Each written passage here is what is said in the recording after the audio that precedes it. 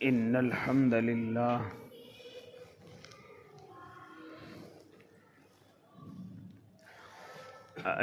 لله رب العالمين والعاقبة للمتقين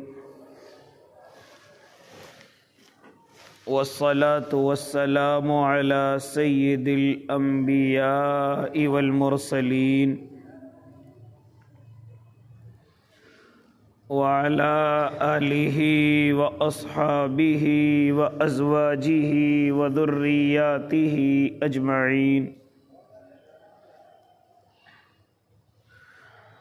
اما بعد فأعوذ باللہ من الشیطان الرجیم بسم اللہ الرحمن الرحیم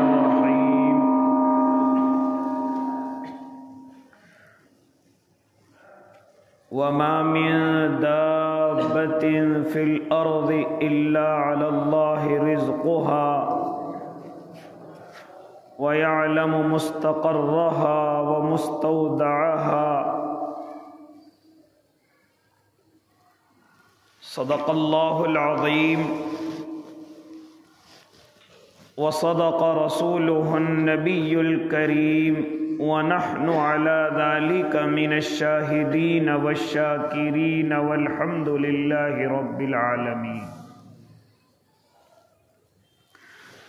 واجب الاحترام ساتھیوں، بزرگوں، نوجوانوں اور معصوم بچوں، گزشتہ ہفتے آپ حضرات سے یہ گفتگو ہو رہی تھی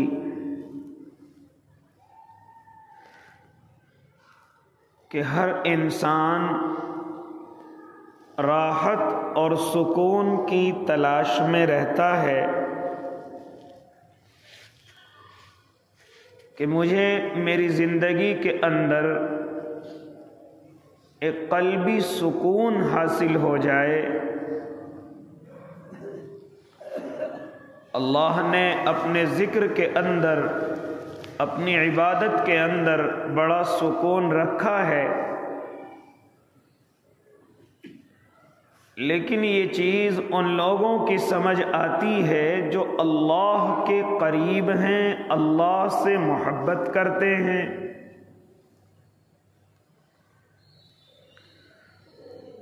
کچھ لوگ وہ ہیں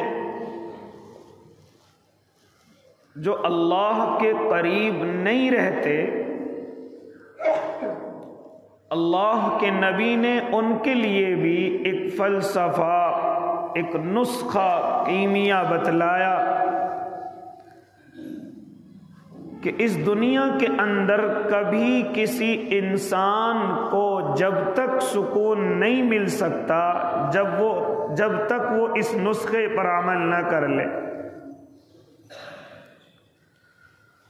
وہ نسخہ یہ ہے کہ انسان اس دنیا میں رہتے ہوئے اگر اپنے سے چھوٹے لوگوں پر، اپنے سے کمزور لوگوں پر نظر رکھے گا تو خود بخود اس کو ایک سکون سا حاصل ہوگا. اللہ نے آپ کو مکان دیا، آپ اگر بن مکان والے کو دیکھیں گے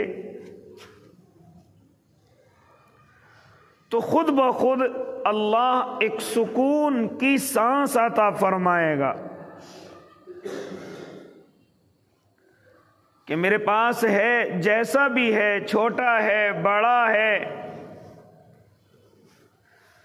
لیکن ہمارے ہی پڑوس میں، ہمارے ہی محلے میں کچھ لوگ ایسے رہتے ہیں جن کے پاس مکان نہیں ہے.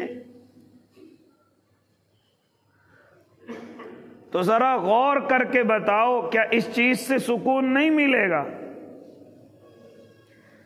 ایک قلبی اطمینان ملے گا اور خود بخود اللہ کا شکر زبان سے نکلے گا. الہ العالمین میرے پاس تو یہ مکان ہے، لیکن میرے پڑوس میں، میرے رشتہ داروں میں، میرے محلے میں نہ جانے کتنے لوگ ایسے ہیں کہ ان کے پاس مکان کا انتظام نہیں، مکان ہے بھی نہیں اور مکان کا انتظام بھی نہیں۔ تو اس لیے جو انسان اس نسخے پر عمل کرے گا وہ کبھی بھی بے سکونی کے عالم میں اپنی زندگی نہیں گزارے گا۔ یہ سکون کب ختم ہوتا ہے؟ جب انسان اپنے سے بڑے لوگوں کی طرف نظر ڈالتا ہے، اپنے سے مالداروں کی طرف نظر ڈالتا ہے کہ میرے پاس صرف یہی، میرے رشتہ دار کے پاس تو کئی منزلہ ہے، اس کے پاس مہنگی گاڑی ہے، مہنگی تمام کی تمام چیزیں ہیں، مجھے بھی ایسا ہی کرنا ہے تاکہ میری رشتہ داروں میں ایک عزت ہو جائے، ایک وقار ہو جائے۔ اب یہاں سے بے سکونی پیدا ہوتی ہے۔ اس کے لیے انسان پھر جیسے بھی چاہتا ہے قدم اٹھاتا ہے۔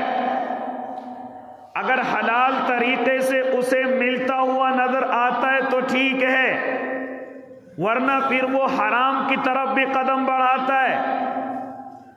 اب اسی راستے پر اس کو بے سکونی حاصل ہوتی ہے، یہاں تک کہ مجرم بن جاتا ہے، جوئے اور سٹے کی لتوں کے اندر پڑتا ہے، لاٹری کے نمبروں کی فکر کرتا ہے، ایسے لوگوں کے پاس بیٹھنا شروع کر دیتا ہے جن کے پاس بڑی بڑی تدبیریں ہوتی ہیں۔ یہ کام کر لو، اس میں بڑا جھٹکے کا منافع ہے، یہ چیز خریدیں گے، اس کو فلاں جگہ بیچیں گے، بڑی مہنگی بکے گی، کل پرسوں ہی ہم مالدار ہو جائیں گے۔ ایسا آج تک نہیں ہوا۔ بہت مسلمان بیوقوف بن رہے ہیں ان چیزوں میں، بہت ہم نے ایسے لوگوں کو دیکھا کہ بیوقوفی کی زندگی گزار رہے ہیں، اور وہ سمجھتے ہیں کہ ہماری ان تدبیروں کا کسی کو معلوم نہیں ہے۔ اس لیے او اللہ کے نیک بندو، پھر انسان خود بخود بے سکونی کی طرف جا رہا ہے۔ اس زیادہ بڑا مالدار بننے کے چکر میں ہم نے دیکھا کہ جو اس کے پاس اپنی جمع پونجی تھی اس کو بھی ختم کر گیا، جو اپنی روٹی چٹنی کی زندگی گزارتا تھا وہ بھی چٹ کر گیا، اسی طریقے سے مکان بھی ختم ہوا، اب کرائے کی زندگی پر آ گیا۔ ہم نے دیکھا کہ زیادہ بڑا مالدار بننے کی نیت رکھنے والا اس میں سے بھی ختم ہو گیا جو اللہ نے اس کو دے رکھا تھا۔ اس لیے اللہ کے نیک بندو، اگر سکون حاصل کرنا چاہتے ہو تو میرے اور آپ کے آقا کے اس نسخے پر عمل کیجئے۔ کیا فرماتے ہیں میرے اور آپ کے آقا کہ ہمیشہ اس دنیا میں رہتے ہوئے اپنے سے چھوٹوں کی طرف دیکھو، اپنے سے کمزور لوگوں کی طرف دیکھو، خود بخود اللہ کا شکر ادا کرتے چلے جاؤ گے، اور اپنے سے بڑے مالداروں کی طرف جاؤ گے، اپنے سے بڑے کاروباریوں کی طرف جاؤ گے، اپنے سے بڑے مہنگے مکان والوں کی طرف جاؤ گے، تو پھر دل کے اندر ایک بے سکونی پیدا ہوگی، اور پھر وہ بے سکونی تمہیں گھر کے اندر نہیں رکنے دے گی، بلکہ تم ایسا بننے کے لیے گھر سے باہر نکلو گے، پھر ایسے مشوروں کے اندر پڑو گے، پھر ایسے لوگوں کے پاس جاؤ گے جو تمہیں ایک جھٹکے میں مالدار کرنے کے لیے تیار ہو جائیں گے، لیکن کہیں گے میرے پاس دماغ تو بہت ہیں، میرے پاس راستے تو بہت ہیں، لیکن میرے پاس پیسے نہیں ہیں، آپ پیسے لے کر کے آئیے۔ چنانچہ یہ بیچارہ لالچ میں آ کر کے گھر کی چیزوں کو بیچنے کی کوشش کرے گا، گھر کا مکان کے کاغذ رکھ کر کے پیسے لانے کی کوشش کرے گا، یا اسی طریقے سے اور بیاج وغیرہ ادھار لے کر کے یہ اس چیز کے اندر پڑنے کی کوشش کرے گا، لیکن اسے اتنی عقل نہیں، جو تجھے مشورے دے رہے وہ خود کیوں مالدار نہیں ہے، جو تجھے خود مشورے دے رہے اس کے پاس کیوں اپنا اچھا مکان نہیں ہے، اس کے پاس تو خود کرائے تک کے پیسے نہیں ہیں، ایک وقت کا کھانے کے پیسے نہیں ہیں، وہ تجھے کیا مالدار کرے گا؟ لیکن اس وقت میں بالکل عقل کام نہیں کرتی، اور ہم ایسے نقصان کے اندر جا کر کے گرتے ہیں کہ پھر ہمیں کوئی سنبھالنے والا نظر نہیں آتا۔ بات سمجھ رہے ہیں اللہ کے بندو؟ اس لیے او اللہ کے نیک بندو، ہمیشہ جو اللہ نے دیا ہے ذرا اپنے سے چھوٹوں کو کہ ان کے پاس یہ بھی نہیں ہے، ان کے پاس اتنا بھی موجود نہیں ہے۔ تو اللہ کے نبی ارشاد فرما رہے ہیں کہ اگر اس دنیا کے اندر سکون حاصل کرنا چاہتے ہو، اپنے سے چھوٹوں کی طرف دیکھو، بڑوں کی طرف مت دیکھو۔ بڑوں کی طرف دیکھو گے ناشکری آئے گی، غلط قدم اٹھاؤ گے، اور پھر ہو سکتا ہے مجرم بن کر کے، ہاں تم مجرم بن کر کے زندگی گزارو، ہو سکتا ہے اپنے گھر کو چھوڑ کر کے کہیں گمنامی زندگی گزارنے کی کوشش کرو، کیونکہ جرم تم نے خود کیا ہے، خود اپنی پکڑ خود کرائی ہے۔ اس لیے اپنے سے چھوٹوں کی طرف جب بھی دیکھو گے اللہ کا شکر ادا کرو گے، اللہ تو نے جو دیا ہے بہت دیا ہے، کافی دیا ہے۔ حضرت شیخ سعدی رحمت اللہ علیہ، حضرت تھانوی رحمت اللہ علیہ فرماتے ہیں سب سے بڑا خوش نصیب وہ ہے، سب سے بڑا خوش نصیب، بلکہ حضرت تھانوی نہیں، وہ تو نقل کر رہے ہیں، خود میرے اور آپ کے آقا محمد عربی صلی اللہ علیہ وسلم ارشاد فرماتے ہیں کہ جو انسان صبح کے وقت میں اٹھا اور اس نے اٹھتے ہی 3 چیزیں دیکھی ہیں، اس کو چاہیے کہ وہ اپنے اللہ کا شکر ادا کرے۔ کیا فرماتے ہیں میرے اور آپ کے آقا محمد عربی صلی اللہ علیہ وسلم؟ فرماتے ہیں کوئی صبح کو اٹھا، اس نے اپنی آنکھیں کھولی، اس نے دیکھا کہ اللہ کا شکر ہے میرے اوپر کسی کا خوف نہیں، کوئی ظالم میرے اوپر مسلط نہیں، کوئی مجھے ختم کرنے والا مارنے والا، کوئی میرے بدن کو نقصان، میرے بچوں کو نقصان پہنچانے والا میرے گھر پر یا میرے گھر کے دروازے پر موجود نہیں۔ فرمایا اللہ کا شکر ادا کر۔ پھر اس کے بعد فرمایا اپنے بدن پر ذرا نظر ڈال کہ بدن پر کوئی بیماری تو نہیں، بدن کو کسی بیماری نے جکڑا تو نہیں، ہاں اگر بدن پر کوئی بیماری ہے تو اس کا علاج کر، لیکن اگر دیکھا کہ صبح اٹھنے کے بعد میرے بدن پر کوئی بیماری نہیں ہے، میرے ہاتھ سلامت ہیں، میرا پیر سلامت ہے، یہاں تک کہ میرے بدن کے تمام اعضاء سلامت ہیں، فرماتے ہیں فوراً اللہ کا شکر ادا کر۔ اس کے بعد فرمایا ذرا یہ دیکھ کہ میرے گھر میں آج کے کھانے کا سامان ہے کہ نہیں ہے، میرے بچوں کے لیے دوپہر اور شام کے وقت کا کھانے کا سامان ہے کہ نہیں ہے، ناشتہ اور دوپہر کا کھانا اور پھر شام کا کھانا، ان تینوں وقتوں پر ذرا نظر ڈال کہ میرے گھر کے اندر ان تینوں وقتوں کا کھانا موجود ہے کہ نہیں ہے، میرے لیے بھی، میری بیوی کے لیے بھی، میرے بچوں کے لیے بھی، اگر میرے ماں باپ میرے گھر کے اندر ہیں کیا ان کے لیے یہ ان وقتوں کا کھانا ہے کہ نہیں، اگر ہے تو فوراً اللہ کا شکر ادا کر، کیونکہ آج کے اس دن میں تجھ سے بڑا کوئی مالدار نہیں ہے۔ جس نے اپنی عادت بنا لی وہ کبھی بھی نہ اللہ کی ناشکری کر سکتا ہے اور نہ کبھی اسے دل کی بے سکونی حاصل ہو سکتی ہے۔ یاد رہیں گی نا میری نہیں بلکہ میرے محبوب کی یہ تینوں بات یاد رہیں گی۔ کیا فرماتے ہیں میرے اور آپ کے آقا محمد عربی؟ صبح کو اٹھا، دیکھا کہ کوئی دشمن میرے پیچھے نہیں ہے، کوئی مجھے تکلیف پہنچانے والا نہیں ہے، اپنے بدن پر غور کیا، میرے بدن پر بھی کوئی بیماری کے آثار نظر نہیں آتے، اپنے گھر میں دیکھا آج پورے دن کا کھانا الحمدللہ گھر کے اندر موجود ہے، کھانا نہیں ہے تو کم از کم کھانا خریدنے کے پیسے موجود ہیں، اور آج میرا یہ دن بہت اچھا گزرے گا، تو اس کو چاہیے کہ وہ سب سے بڑا مالدار اپنے آپ کو تسلیم کرے، اللہ کا شکر ادا کرے اور اللہ کی ناشکری نہ کرے، کیونکہ اس آج کا دن تیرا سکون کے ساتھ گزرنے والا ہے۔ ہاں اگر کوئی دشمن سر پر ہوتا تو تیرا کیا ہوتا، اگر کوئی بیماری تیرے بدن پر ہوتی تو تیرا کیا ہوتا، اگر آج کے دن کا بھی کھانا تیرے گھر کے اندر نہ موجود ہوتا تو پھر تیرے اندر بے سکونی کا آنا لازمی ہے۔ لیکن اگر یہ تینوں چیزیں موجود ہیں تو پھر جتنا بھی چاہیے اللہ کا شکر ادا کر، کیونکہ یہ ایسی چیز اللہ ہر کسی کو عطا نہیں کرتا۔ اس لیے اللہ کے نیک بندو، اب آپ کہیں گے کہ اگلے روز کا کیا ہوگا، آنے والے دن کا کیا ہوگا؟ او اللہ کے نیک بندو کیوں فکر کرتے ہو؟ جو اللہ تمہیں آج روزی دینا جانتا ہے، جو اللہ آج تمہیں بیماریوں سے بچانا جانتا ہے، جو اللہ آج تمہیں دشمن سے مامون رکھنا جانتا ہے، کیا وہ کل کی ذمہ داری نہیں لے سکتا؟ کیا وہ کل کا تمہارا انتظام نہیں کر سکتا؟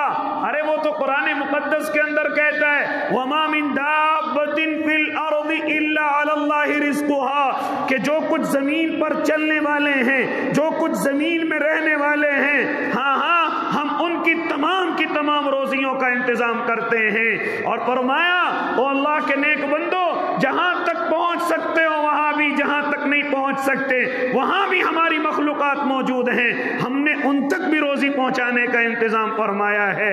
ارے بعض جانور تو آپ نے دیکھے ہوں گے کہ اینٹ کے نیچے سے نکل رہے ہیں، پتھر کے اندر سے نکل رہے ہیں، کہیں جانے کا راستہ نہیں ہے، لیکن وہاں بھی وہ جاندار اپنی زندگی گزار رہے۔ کون پہنچا رہے ان کو روزی؟ کون دے رہا ان کو روزی روٹی؟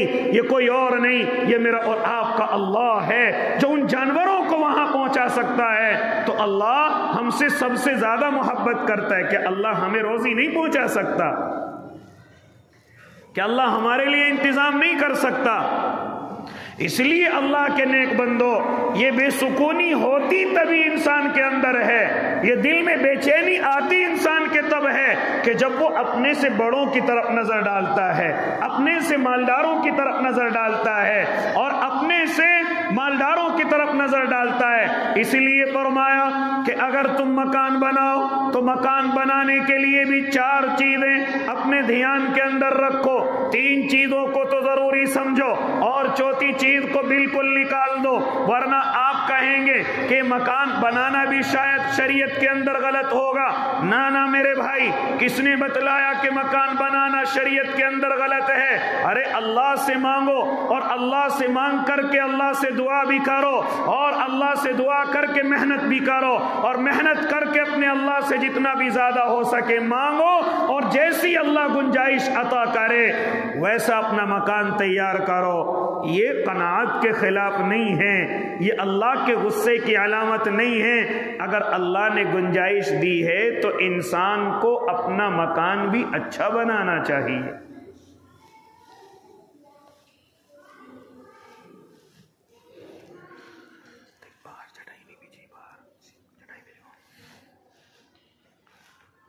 تو مکان بنانے کے لیے 3 چیزیں ہمیشہ یاد رکھنی چاہیے۔ سب سے پہلی کیا چیز بیان فرمائی؟ حضرت تھانوی رحمت اللہ علیہ فرماتے تھے، جو اپنے وقت کے مجدد ہیں، فرماتے ہیں 3 چیزیں اگر انسان اپنے ذہن کے اندر رکھے گا، اللہ رب العزت کی ناراضگی اس کو مکان بنانے میں بھی نہیں ملے گی، اللہ راضی ہوگا۔ پہلی چیز بیان فرمائی حضرت تھانوی رحمت اللہ علیہ نے کہ جب تم مکان بنانا شروع کر تو سب سے پہلے یہ نیت کر، اللہ یہ مکان میں اپنی رہائش کے لیے بنا رہا ہوں، اپنی مکان کی رہائش اور اپنے بچوں کی رہائش، ہاں اپنے مکان کے اندر رہائش کا انتظام کریں۔ کیا مطلب رہائش کا؟ کہ اللہ میں ایسی چھت چاہتا ہوں جو میرے بچوں کے لیے پردے کا انتظام ہو جائے، میری بیوی کے لیے پردے کا انتظام ہو جائے، رات کے اندھیرے میں سو جائیں تو کوئی فرق نہ ہو، دن کی جب دھوپ کی تپش ہو تو ہم پر کوئی فرق نہ ہو۔ لہذا ایسا مکان بنانا شریعت کے اندر جائز، اگر اللہ نے گنجائش دی ہے۔ اب آپ کہیں گے کہ یہ تو جھوپڑی کے اندر بھی ہو سکتا ہے، ہاں اللہ کے نیک بندے، لیکن اگر اللہ نے تجھے گنجائش دی ہے رہائش کے ساتھ ساتھ تو اپنی آرائش کا بھی انتظام کر لے۔ آرائش کیا چیز ہے؟ ہاں تو اپنی چھت کو پکا کر لے، تو اپنے فرش کو اچھا کر لے، ہاں تاکہ اگر بارش کا موقع ہو تو وہ ٹپک کر کے تجھے زندگی کو بے سکون نہ کرے، یا دھوپ آئے تو تجھے بے سکونی حاصل نہ ہو۔ چھت کو بھی پکا کر لے، اگر اللہ نے گنجائش دی ہے زمین کو بھی اچھا کر لے، یہ آرائش ہو گئی۔ لیکن ابھی تجھے دل کے اندر خیال آیا کہ مجھے یہ مکان میرے دل کو اچھا نہیں لگ رہا ہے، ابھی اس کے اندر اور بے سکونی ہے، اللہ اگر میرا انتظام کرا دے تو اس میں اور سکون کر لوں، اس میں فرش کا انتظام کے ساتھ ساتھ میں اچھی پتائی کا انتظام کر لوں، اچھے مارول کا انتظام کر لوں، اچھی لائٹ کی روشنی کا انتظام کر لوں۔ حضرت فرماتے یہ آسائش ہے، یہ بھی کوئی گناہ نہیں ہے، یہ بھی کوئی گناہ نہیں ہے۔ رہائش کا انتظام کرے کوئی گناہ نہیں، آسائش کا انتظام کرے، آرائش کا انتظام کرے کوئی گناہ نہیں۔ اپنے سکون کی تمام چیزیں اپنے مکان کے اندر لے کر کے آئے، لیکن شرط یہ ہے کہ بیاض نہ ہو، شرط یہ ہے کہ کسی کا قرض نہ ہو، شرط یہ ہے کہ وہ پیسہ کسی کا دل دکھا کر کے نہ لایا ہو، کسی کے آنسو بہا کر کے وہ پیسہ نہ کمایا گیا ہو۔ اپنا مکان اچھے طریقے سے تیار کر، رہائش کا اس کے اندر انتظام کر، آرائش کا اس کے اندر انتظام کر، آسائش کا اس کے اندر انتظام کر۔ کوئی تجھے پکڑ کرنے والا نہیں، کوئی تجھے گناہ کے اندر ملوث کرنے والا نہیں، اللہ کی طرف سے بھی کوئی ناراضگی نہیں۔ ناراضگی کب آتی ہے اللہ کی؟ جب اس مکان کے اندر چوتھی چیز شامل ہو جاتی ہے، جب اس مکان میں چوتھی نیت آ کر کے گھس جاتی ہے، اور وہ چوتھی نیت اللہ کی نہیں، وہ چوتھی نیت پھر شیطان کی طرف سے آتی ہے۔ حضرت فرماتے ہیں وہ چوتھی نیت ہے نمائش۔ کون سی نیت ہے چوتھی؟ وہ چوتھی نیت ہے نمائش۔ محلے والے میری عزت کریں، رشتہ دار آ کر کے میرے مکان کو دیکھیں، رشتے ناتوں میں مجھے کوئی دقت نہ ہو، موٹر سائیکل اگر ملنے والی ہے تو کار کا انتظام ہو میرے بیٹے کے لیے۔ اسی طریقے سے ہاں میں اپنے رشتہ داروں سے اپنا اچھا مکان بناؤں تاکہ رشتہ دار بھی دیکھنے کے لیے آئیں، محلے والے بھی ذرا دیکھنے کے لیے آئیں۔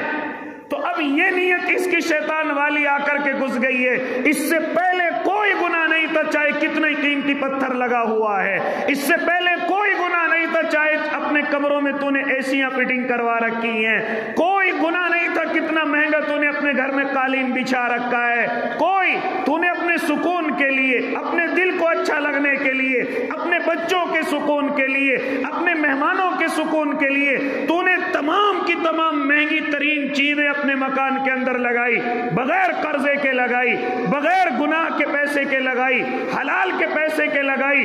کوئی گناہ نہیں، کوئی اللہ کی ناراضگی نہیں۔ اب ناراضگی اللہ کی کہاں سے شروع ہوتی ہے؟ جب یہ چوتھی چیز ہماری نیت کے اندر آ کر کے گھستی ہے۔ وہ چوتھی چیز کیا ہے؟ حضرت تھانوی رحمت اللہ علیہ فرماتے ہیں وہ چوتھی چیز ہے نمائش۔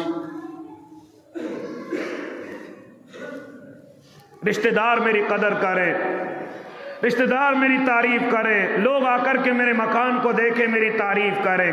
اب یہ مکان کیسا ہو گیا؟ یہ مکان اب اللہ کی رضا والا نہیں، بلکہ یہ تو اب حرام کی طرف جا رہا ہے، یہ تو گناہ کی طرف جا رہا ہے۔ ریاکاری تو شریعت کے اندر حرام ہے، دکھلاوا تو شریعت کے اندر حرام ہے۔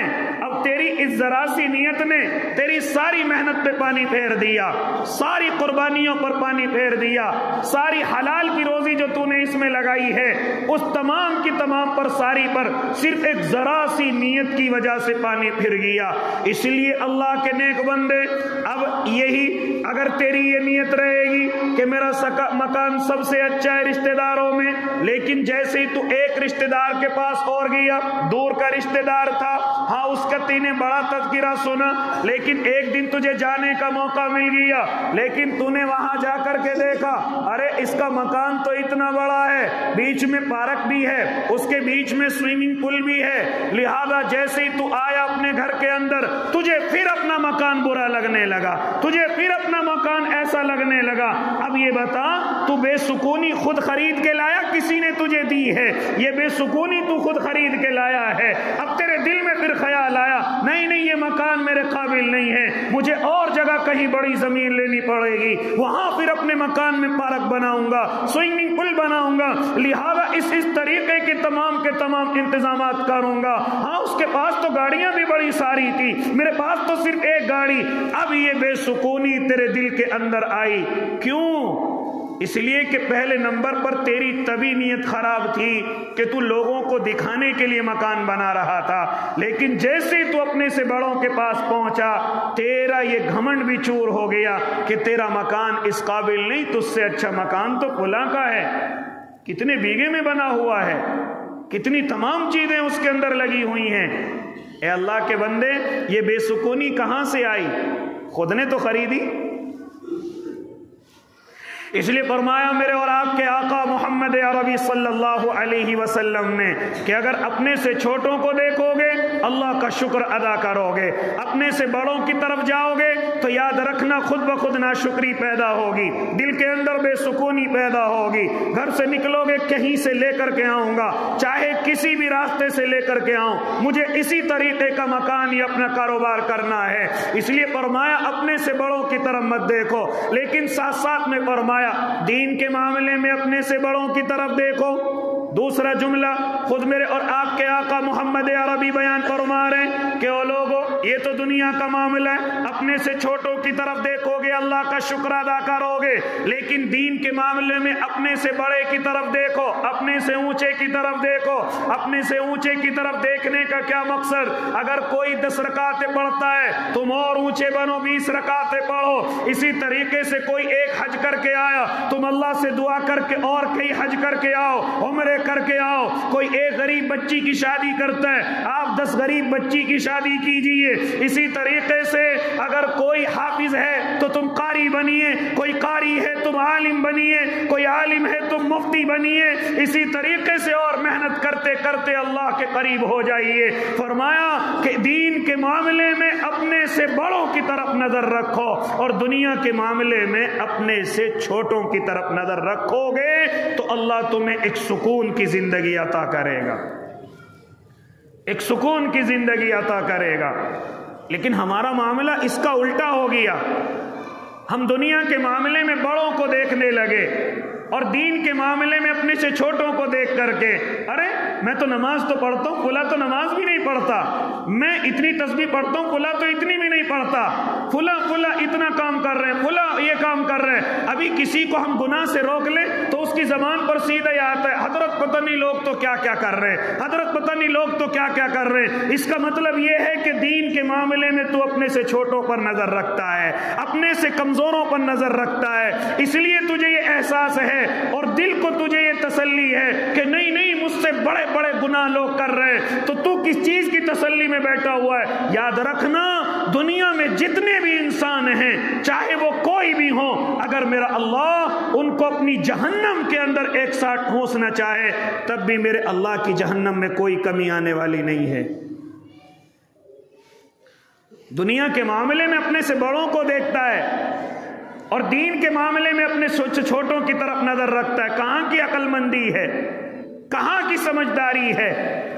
اس لیے اللہ کے نیک بندو، یہ سکون کا سب سے اچھا نسخہ میرے اور آپ کے آقا محمد عربی ارشاد فرما رہے ہیں کہ اپنے سے چھوٹوں کی طرف نظر رکھو، اپنے سے بڑوں سے اگر نظر رکھو گے تو ناشکری پیدا ہوگی، غلط قدم اٹھاؤ گے اور غلط قدم اٹھا کر کے پھر بھی بے سکون ہی رہو گے، کیونکہ اس دنیا دار کے ذہن کے اندر جب یہ دنیا اپنی گھر کر جاتی ہے پھر اس کو کوئی بھرنے والا نہیں ہے۔ حضرت شیخ سعدی رحمت اللہ علیہ فرماتے ہیں کہ میں ایک سفر پر تھا، ایک میرے ساتھ تاجر تھا، وہ گلستہ میں انہوں نے واقعہ بیان کیا ہے۔ فرماتے میں ایک تاجر کے ساتھ ہوں، سفر کر رہا ہوں، ہاں میں نے اس تاجر سے معلوم کیا بڑے میاں کیا ارادہ ہے، کیا کر لیا زندگی کے اندر، تو انہوں نے اپنا کاروبار گنایا، اپنے بچے بتائے، اسی طریقے سے اپنی دکان کا حال سنایا اور عمر کافی زیادہ ہے، لیکن تاجر کیا کہہ رہا ہے؟ حضرت صرف ایک تمنا ہے، ایک سفر کرنا ہے، اس سفر کے بعد میں سکون سے اپنی زندگی گزاروں گا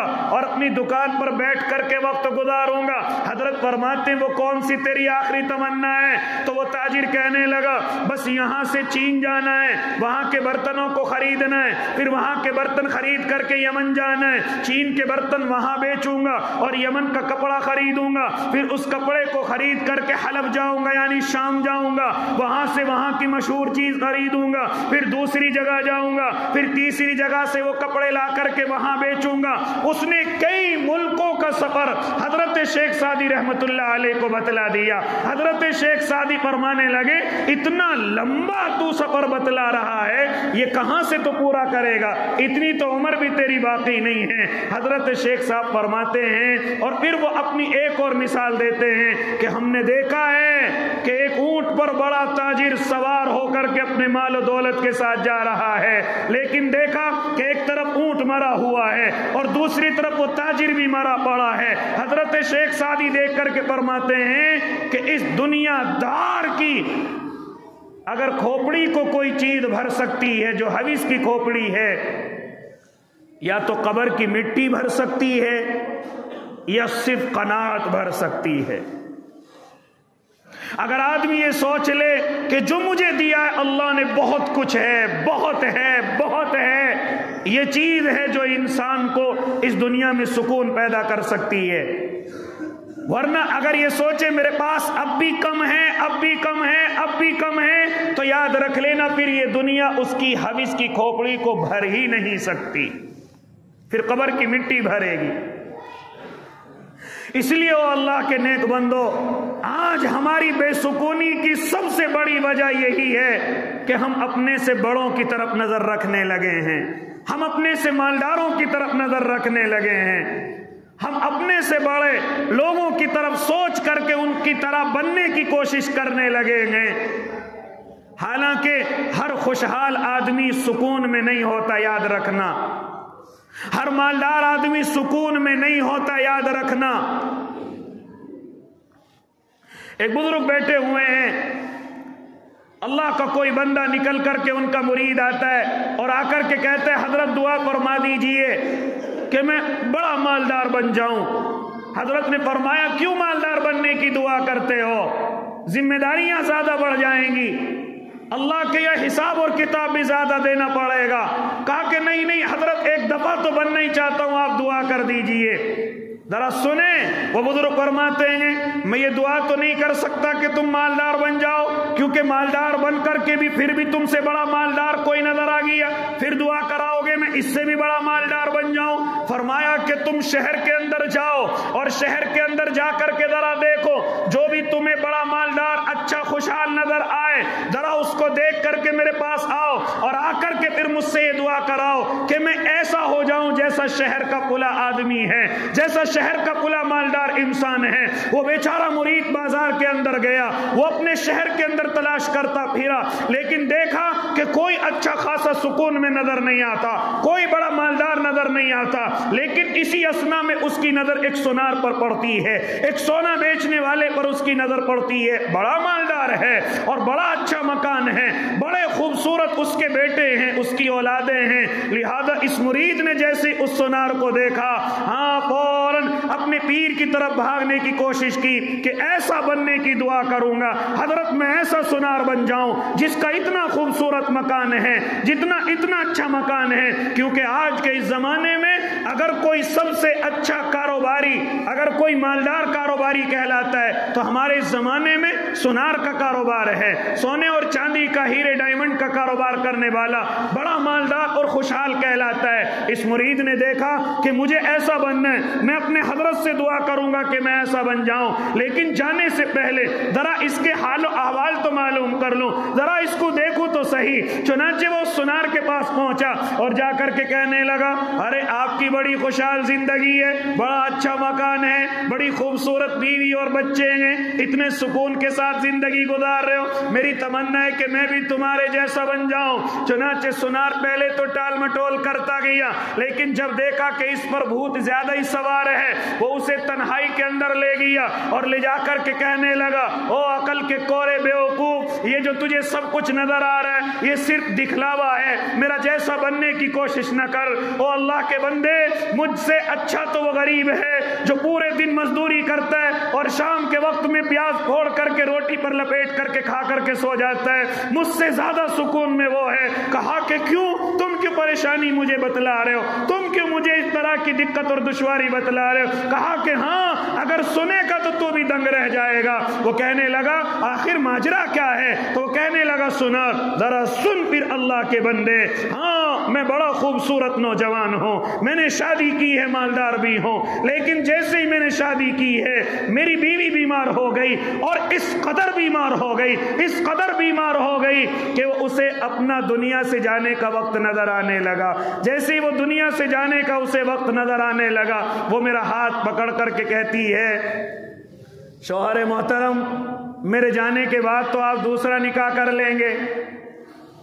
ہماری بیویوں کو زیادہ یہی فکر رہتی ہے کہیں دوسرا نکاح نہ ہو جائے، یہاں تک کہ مرنے کے وقت بھی یہی فکر رہتی ہے میرے مرنے کے بعد کہیں دوسرا، قبر کی فکر نہیں، جنت یا جہنم کی فکر نہیں، مرنے کے قریب بھی اگر ہماری محترماؤں کو فکر ہے تو صرف یہی ہے کہیں دوسرا نکاح نہ کر لے میرے جانے کے بعد۔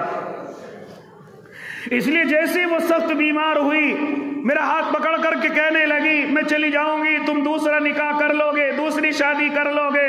سنار کہنے لگا کہ نہ میں دوسرا نکاح نہیں کر سکتا۔ کہا کہ میں کیسے یقین کروں کہ تم دوسرا نکاح نہیں کر سکتے؟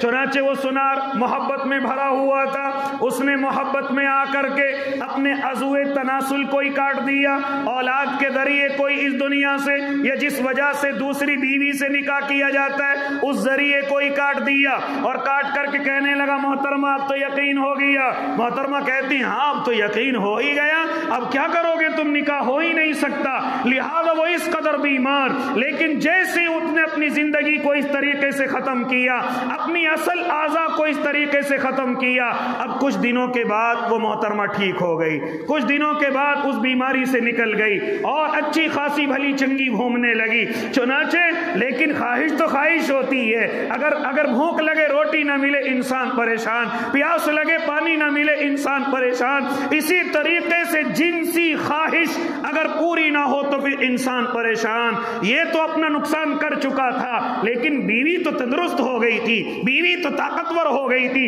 اب وہ پریشان، لیکن کرے تو کرے کیا؟ سنار کہتا ہے میں تو اس قابل نہیں تھا کہ اس کو اولاد دے سکوں، میں تو اس قابل نہیں تھا۔ اس نے اپنا غلط تعلق اختیار کیا، لیکن مجھ سے وعدہ کیا کہ صرف اولاد کے لیے، صرف گھر میں بچے گھومتے رہیں اس کے لیے، اس لیے اس نے دوسرے سے تعلق قائم کیا اور میرے اولادیں ہو گئی، ہم نے اس کو پیسے ویسے دیے اور رفع دفع کر دیا۔ او اللہ کے بندے یہ جو اولاد نظر آ رہی ہے یہ میری نہیں ہے، یہ کسی اور کی ہے، یہ جو بیوی نظر آ رہی ہے یہ میری نہیں ہے، بظاہر دنیا والوں کو لگتا ہے کہ میری ہے، اس لیے تو ایسی دعا نہ کر کہ تو میرے جیسا ہو جائے۔ پیسے سے یہ دکھاوا تو آ سکتا ہے لیکن سکون کی زندگی نہیں آ سکتی، سکون کی زندگی نہیں آ سکتی، یہ تو اللہ کی طرف سے ملتی ہے۔ یہ بڑے سے بڑے غریب کو اللہ دے دے اور بڑے سے بڑے مالدار کو نہ دے۔ اس لیے او اللہ کے نیک بندو کیا فرما رہے میرے اور آپ کے آقا؟ آج میں اور آپ بے سکونی کے عالم میں زندگی گزار رہے ہیں، یہ کسی اور کی غلطی نہیں، یہ میری اور آپ کی اپنی غلطی ہے، یہ میری اور آپ کی اپنی غلطی ہے۔ ذرا دیکھو تو صحیح، ہم سے کمزور لوگ انسان بھی رہتے ہیں، ہم سے غریب انسان بھی رہتے ہیں، ہم سے زیادہ بھوکے اور پیاسے بھی رہتے ہیں، ہم ان غریبوں اور کمزوروں کی طرف کیوں نہیں دیکھتے؟ ہم کیوں مالداروں کی طرف دیکھتے ہیں؟ حالانکہ آئے دن دیکھتے رہتے ہیں فلاں مالدار نے سوسائڈ کر لیا، فلاں ہاسپٹل کے مالک نے سوسائڈ کر لیا، فلاں مالک نے سوسائڈ کر لیا۔ آخر کیا ہے ان کے پاس اتنا پیسہ ہونے کے باوجود کیوں سوسائڈ کر رہے ہیں؟ اس کا مطلب یہ ہے کہ یہ پیسے سے سب کچھ خرید چکے ہیں لیکن ان کو اصل سکون نہیں مل رہا ہے۔ یہ اللہ کی طرف سے مجھے اور آپ کو ملا ہوا ہے، لیکن ہم نے خود اپنی زندگی کو بے سکونی کے اندر ڈال رکھا ہے۔ زیادہ بڑا مالدار بننے کے چکر میں، زیادہ بڑے مکان کے مالک بننے کے چکر میں ہم نے اپنے آپ کو بے سکونی کی زندگی میں دھکیل رکھا ہے۔ اس لیے اللہ کے نیک بندو، اللہ کے نبی ارشاد فرما رہے قناعت اختیار کرو، اور قناعت کا مطلب ہے کہ جو کچھ اللہ نے مجھے دیا ہے وہ بہت ہے، جو کچھ میرے اللہ نے دیا ہے خوب ہے, جو کچھ میرے اللہ نے دیا ہے وہ اوروں سے زیادہ ہے. ارے اللہ نے مجھے مکان دیا, میری اولادیں دی ہیں, ہاں کیا چیز بتلائی میرے اور آپ کے آقا نے, اگر 3 چیزیں تمہیں صبح اٹھتے ہی مل جائیں تو یاد رکھو تم اللہ کے یہاں, اللہ نے تمہیں بہت بڑی نعمت سے نوازا ہے. وہ میں نے ابھی بتلائی تھی, ابھی اور ریپیٹ کر دوں. کیا فرماتے میرے اور آپ کے آقا, اگر تو صبح کو اٹھا اور صبح کو اٹھنے کے بعد تو نے دیکھا کہ میرے سر پر کوئی دشمن نہیں ہے, اللہ کا شکر ادا کر, اور اپنے بدن کی طرف دیکھ, کوئی بیماری نہیں ہے, اللہ کا شکر ادا کر, اور دیکھ میرے گھر میں آج کا کھانا موجود ہے, اگر ہے تو اللہ کا شکر ادا کر, کیونکہ آج کے اس دن میں تیرے سے بڑا مالدار کوئی نہیں ہے. یہ بے سکونی آتی جب ہے, جب ہمیں کل کی فکر ہو جاتی ہے, مہینوں کی فکر ہو جاتی ہے, زندگی کا بھروسہ نہیں. ایک صحابی رضی اللہ تعالیٰ عنہ اپنی جھوپڑی ٹھیک کر رہے, میرے اور آپ کے آقا محمد عربی گزر کر کے جا رہے. اللہ کے نبی معلوم کرتے, میرے صحابی کیا کر رہے ہو؟ یا رسول اللہ اپنی جھوپڑی کی مرمت کر رہا ہوں. میرے آقا نے فرمایا, او اللہ کے نیک بندے, مجھے تو کل کا دن بھی ایسا نظر نہیں آ رہا ہے کہ میں اس دنیا کے اندر رہوں, مجھے تو یہ بھی نظر نہیں آ رہا ہے تو اپنے اس گھر کو ٹھیک کر رہے, اپنے چھپر کو ٹھیک کر رہے, اور یہ کہہ کر کے آنکھوں میں آنسو لے کر کے آ گئے. یعنی یہ منع نہیں ہے کہ تم اپنے گھر کو ٹھیک کرو, لیکن یہ نہ سمجھو کہ میں اس میں مہینوں سالوں یا اسی طریقے سے زندگی بھر رہوں گا, کیونکہ ہمیں کل کا بھی بھروسہ نہیں ہے, ہمیں کل کا بھی بھروسہ نہیں ہے. جب کل کا بھروسہ نہیں تو پھر اس مکان پر اتنا کیوں خرچ کریں, ان بلڈنگوں پر کیوں خرچ کریں جس میں ہمیں کل کا بھی بھروسہ نہیں ہے کہ ہم اس کے اندر رہیں گے نہ رہیں گے. اس کی فکر کریں جو قبر آنے والی ہے, جو قبر کے اندر ہمیں رہنا ہے, اس مکان کی ذرا فکر کریں. ہاں اس حشر کے میدان کی ذرا فکر کریں, اس اللہ کی جنت کی ذرا فکر کریں, کیونکہ ہم نے دیکھا ہے بچوں کو باپ کے بعد لڑتے ہوئے, مرتے ہوئے, کٹتے ہوئے. اس لیے او اللہ کے نیک بندے, کس مکان کی فکر میں لگا ہوا ہے, کس مکان کی فکر میں لگا ہوا ہے جس میں یہ بھی بھروسہ نہیں کہ ہم کل کو اس میں قدم بھی رکھیں گے یا نہیں. تو اس لیے اللہ کرے میری بات سمجھ آ گئی ہوگی. دعا کریں کہ انشاءاللہ اپنا ذہن ایسا ہی بنائیں گے, اپنے سے چھوٹوں پر نظر رکھیں گے, اپنے سے بڑوں کی طرف نہیں نظر رکھیں گے. یعنی ملنا جلنا رکھیں اپنے سے بڑوں سے, لیکن یہ کہ نہیں میرا مکان, میرا کاروبار, میری گاڑی, میری یہ تمام چیزیں میری ایسی ہو جائیں, یاد رکھنا وہیں سے بے سکونی پیدا ہو جائے گی. اور اگر چھوٹوں پر نظر رکھیں گے تو انشاءاللہ چھوٹوں کو دیکھ دیکھ کر کے اللہ ایک سکون کی زندگی عطا کرے گا, اللہ قلبی سکون عطا کرے گا. اللہ ہم سب کو عمل کی توفیق دے دے, آمین. وآخر دعواہم الحمدللہ.